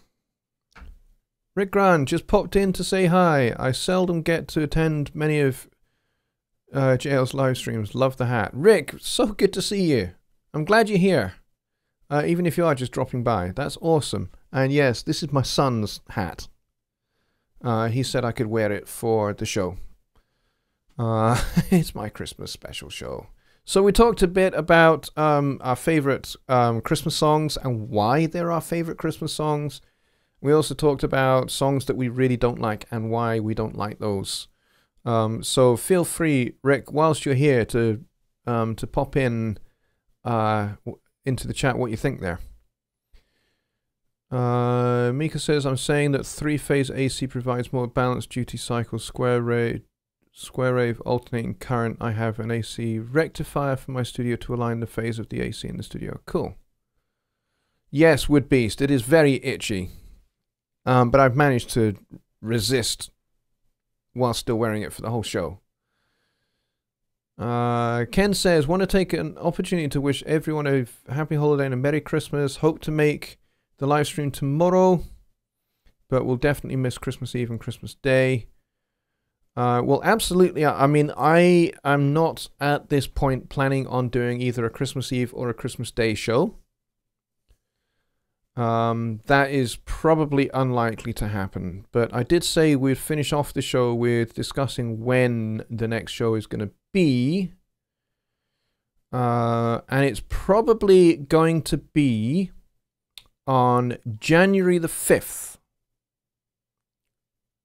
Okay, Sunday, January the 5th will probably be the next Sunday Night Live. So not this Sunday, which would be Sunday the 29th, because I will still be away. But maybe on New Year's Eve, when we cross over into 2020, I will maybe do a very quick hello to everybody and a Happy New Year to everybody. A very quick sort of like 20-minute show just to say hello to everybody and say Happy New Year. So that would probably be around about 6 p.m. Central Time on New Year's Eve for you guys in the States. For us, we will have just crossed over into 2020, and in Europe, they will be waiting to cross over into 2020.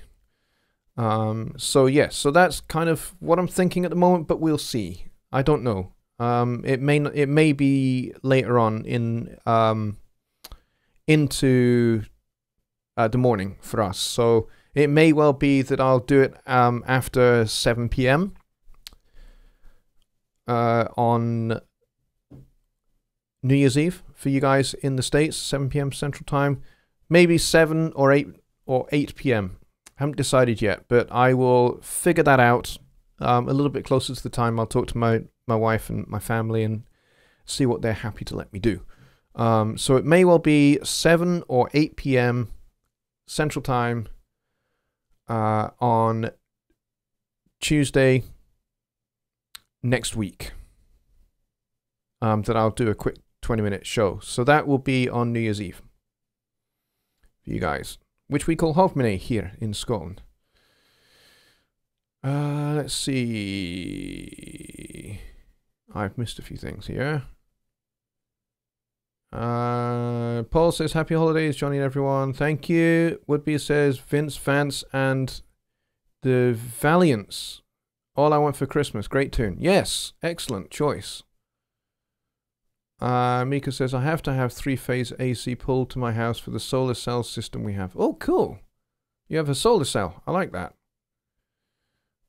Mike is getting out of here. He says, Merry Christmas to all and great holidays to all who don't celebrate Christmas. Well, I celebrate Hanukkah and Christmas, so I have 2 for 1 at this time of year. So I will take that both ways. Michael says, God bless and Merry Christmas to you and the family. Will catch you in 2020. Awesome.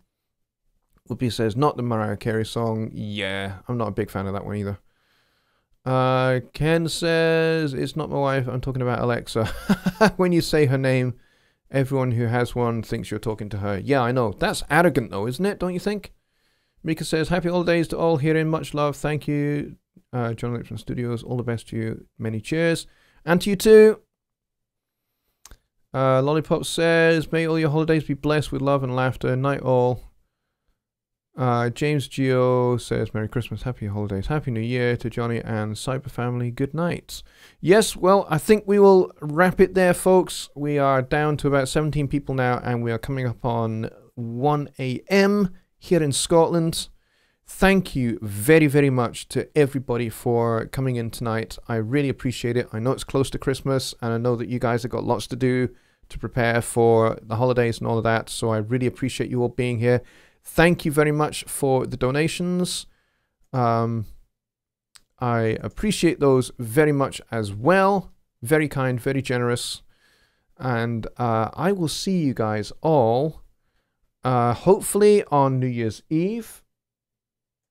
That's kind of what I'm planning on to do, at least just maybe a short little thing. But we will see. I'm not 100% sure just yet, but that's the plan as it stands. So anyway, I will bid you all a very good night, and I'm not going to play my arrangement of Silent Night again. You heard enough of it already. I will play a new song that I just released. It's called Dig Myself a Hole. It's a satirical song, and if you have my new beginner songwriters course called Riff to Release, beginning songwriting course, go check that out if you haven't got it. If you do have it, you will know this song already. But yeah, I thought I would put it out there. It is out on my Nimbit Music site, nimbitmusic.com/Jonny Lipsham, and it's also on SoundCloud as well, so you can go check it out there.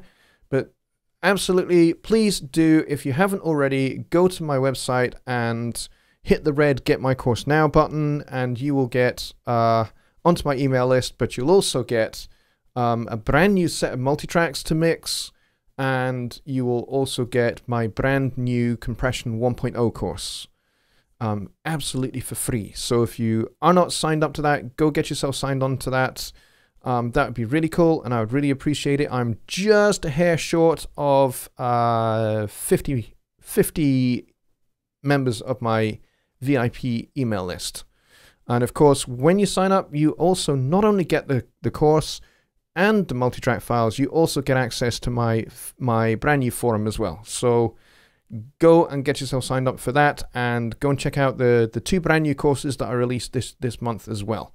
So please do go and do that, and I will otherwise see you maybe New Year's Eve.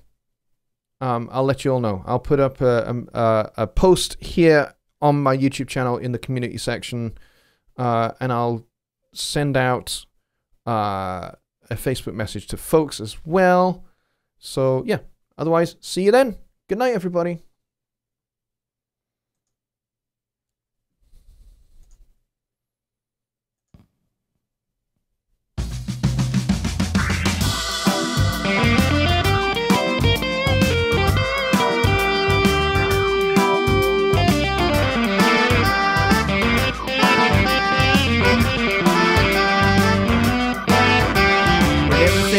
Against me, my back against the wall, holding all the worst cards I feel 2 feet tall. I'll stand and shout, no holding back. Do or die, gonna dig myself a hole. Oh, do or die, gonna dig myself a hole.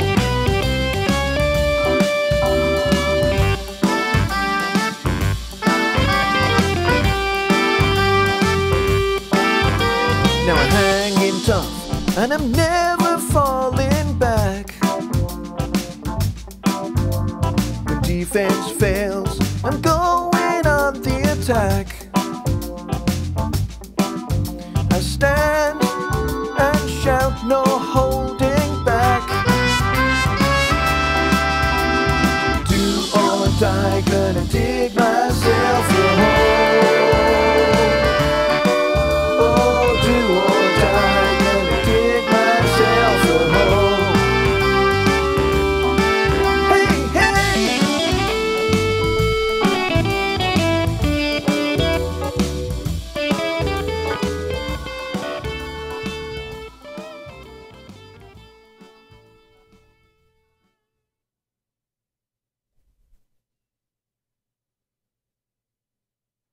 Good night, everybody.